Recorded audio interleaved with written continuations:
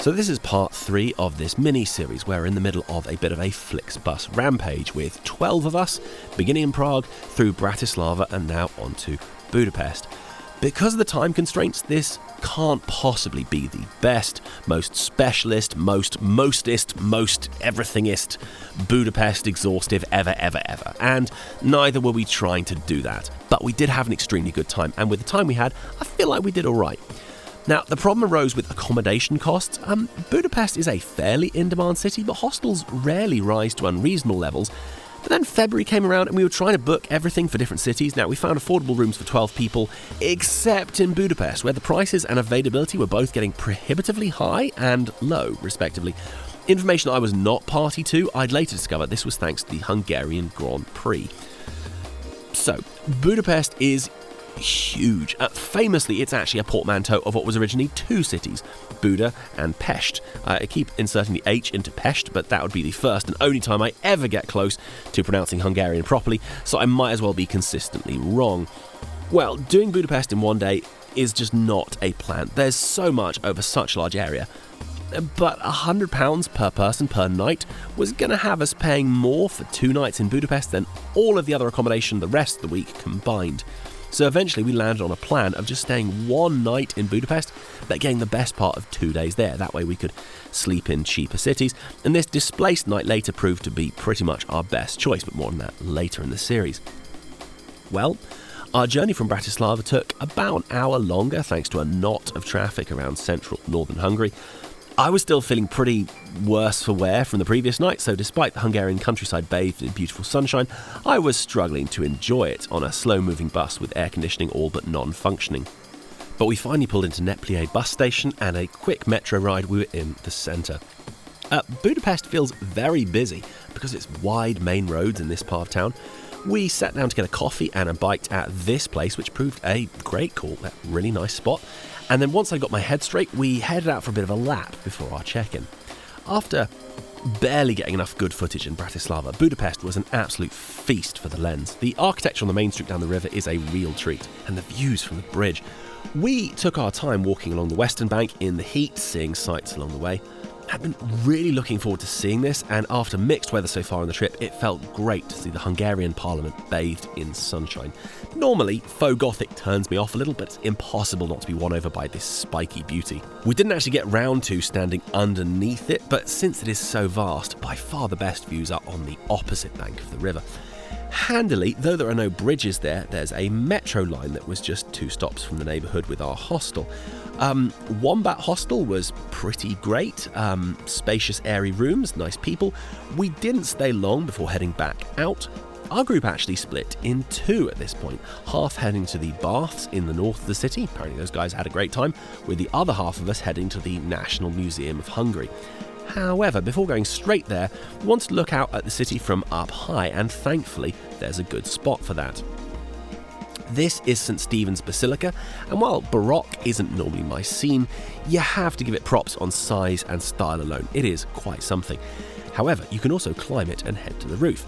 If you take the stairs, you can enjoy this rather satisfying Fibonacci staircase at the top, and then when you eventually get out to the very top, there it is. I will say, from above, Budapest's historical character is not as apparent. I know not every historic city looks like Dubrovnik, but you can see there's had to have been a lot of rebuilding, at least on the Pest side, but it's well worth the wide view, mostly well lit to the east because the afternoon sun was washing out the views west. Then, after getting a better look at the church, we wandered towards the museum. The museum is really good. Not sure why there's no attempt at dating on the museum cards beyond just a broad era. They have too many staff. I say that because they have nothing else to do but sort of like pester you. I mean, genuinely, we were being completely silent and very careful and deferential, and they started hauling my friend up on like the way he was holding his bag. They also made a fuss. Look, I mean, I get that flash photography is annoying and usually not allowed. I've never used that myself, but even the very low pulse of red light that my camera uses to focus, nope, that's forbidden too. So I had to go around the rest of the museum manually focusing and refocusing for every shot. Like, people, come on, what is wrong with you? No other major museum is that picky. Not in Prague, not the British Museum. Can you just get over yourselves? You have to buy the privilege of taking photos, and there's a lot you're not allowed to photograph, such as some of the Roman silver, but you can photograph some of it. I will say, the lady at the ticket desk was actually very sweet. When I had to double back, having been informed of this photo ticket, she just planted the sticker on my chest with a knowing nod and didn't charge, which was nice. So some of the staff are nice, at least. That's going to need a revisit. There's some truly incredible finds from the Roman frontier, as well as many of the nomadic tribes that crossed over. Anyway, with a moment for a breather, and incidentally, a small thing that I majorly appreciate, a lot of Budapest's coffee spots remain open into the early evening. In the UK and a lot of European countries, the number of indie places that don't open till like 10 and then close at 2. Anyway, having a decent coffee at 5 or 6 p.m. makes all the difference. This one from Madal was citrusy and bright, and just perfect timing. Then there was just time for a quick pint from this craft beer place a few yards from our accommodation. Our hostel was located in the former Jewish quarter of Budapest, which has a rep as one of the most exciting cultural spots in the city. So around dinner time we headed out, and walking through some of the buzzier streets packed with bars and food spots, we headed to here. This is Caravan. Set in a ruined street, it's quite a magical transformation. From a city that went through so much in the 20th century, Budapest has flowered into one of the most special places in Europe. I hadn't had a square meal all day, so I found it impossible to be too picky. In fairness, all of these stands looked amazing, could happily have eaten there every night of the week. This burger was tasty. It might not look particularly good. As Dan pointed out, it looked greasy enough to turn a wall into a window. Much to the amusement of the group, after taking names for the orders, we waited on food for about 15 minutes, only to discover that rather than David, the server had been calling our order for Aztec. Not quite sure how he got that, and so this kind of became my call sign for the rest of the trip. It was a pretty buzzy spot. Had it been much busier, it would have been uncomfortable, but even with the Hungarian Grand Prix on, and quite a few people in commensurate apparel, it was still fine, as long as you didn't have your heart set on sitting down. So this was a great evening, wandered back, couple more drinks, and then comparatively early night. Well, in a week where I'd been either organising or corralling things all day every day and finding myself pretty unresponsive to a 6 a.m. alarm, this was the occasion I finally got up early to head around town. Truthfully, there wasn't much coverage that I really needed of Budapest, but I just feel most like myself when I'm out getting an early coffee in the city. Not a lot of choice on a Sunday at 7 a.m. This place was right by St. Stephen's Basilica. It was a pretty alright espresso. I was mainly just taking in the views in the cool of the early morning, and that was a real treat. Then taking in a little more of the city while it was still quiet in the morning sunshine. Little Melbourne, just down the road from the hostel, that easily scooped the best espresso of the city. Incredibly vivid flavour, very complex, but also enjoyed finishing off with its soft tones as a macchiato. We left the hostel around 9, then metro back to pretty much where we'd left off the previous day at the opposite bank from the Hungarian Parliament, and we took a long walk along the riverbank and partway over the bridge to Margaret Island. This almost 3-kilometre long island in the middle of the Danube is one big shady park end to end with a variety of little things to see and numerous cyclists, dog walkers and outdoor yoga enthusiasts. We passed this ruined church and then onto the Dominican monastery complex, which I was quite excited about. But the combination of the trees and the mid-morning sun meant that contrasts were incredibly sharp, and even an aerial view, you could only just make out some of what was otherwise a pretty sizable complex. And then on foot to the other side and quick metro to Aquincum.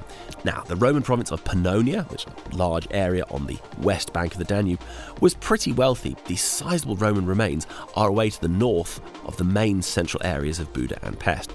There's the civil amphitheatre. Yes, there is more than one. There's also the impressively extensive remains of the city of Aquincum, which are visible from the perimeter fence. With the clock ticking down and the purple number 5 metro line being somewhat infrequent on a Sunday, we couldn't stick around very long. In fact, it was at this point I briefly diverged from the route to see some additional Roman ruins. Further south, there's this reconstructed gate with this rather strange bath underpass situation, and also this. Then, quick stride to the southern amphitheatre. Yep, not content with one, Budapest has the remains of 2 amphitheatres. This is the military amphitheatre, and it's perhaps the more impressive of the 2. Yeah, because it was proving a bit difficult to stitch several metros together on a Sunday, it just ended up being the most reliable choice to hoof about 45 minutes on foot, till I was level with the Hungarian Parliament again, then just got back to the hostel for us to metro to Neplié, and that is us done. At the end of the week, when we all discussed what we'd done, everyone was pretty much of the same mind. We just couldn't wait to come right back. But with the constraint of the unusually inflated Budapest accommodation and the tighter time window it gave us, feel like we did make the absolute most of the time. We already went over this in Prague. I am abundantly aware that we have not slavishly ticked off the list of places that you normally see for Budapest. And yeah, the market hall looks cool, and yeah, the inside of Buda Castle would have been nice.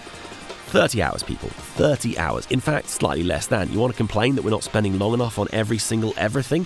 Well, support us on Bandcamp. Otherwise, with our day jobs, we have to keep it brief to keep it affordable. Anyway, it was a long bus across most of the vertical height of Hungary to Zagreb in Croatia. But quick wrap up on Budapest. Like Prague, Hungary isn't actually on the euro, but instead has the forint, a currency suitably inflated that 500 forint is about £1. So for English visitors, this makes everything feel fairly inexpensive. If you end up finding the Hungarian language utterly impenetrable, the English of everyone in the capital is quite exceptional. Most signs are in both, and I don't think we encountered anyone who didn't default to near flawless English when engaged in conversation. And yet, despite the sheer number of buildings, people and traffic, Budapest manages to feel airy and light, with numerous avenues of shady trees and generally quite a lot of common room to share. So all things considered, yeah, a buzzing place, but Budapest never once felt intimidating or difficult. It was lovely. So we'll be back with more from this trip very soon, but in the meantime, if you've been enjoying the music in the background, it's ours. We make all the music for these episodes, and you can find it on bandcamp.com. If you want to support the channel, that's the place to do it. Otherwise, you can find us on all the socials, and we'll be back very soon.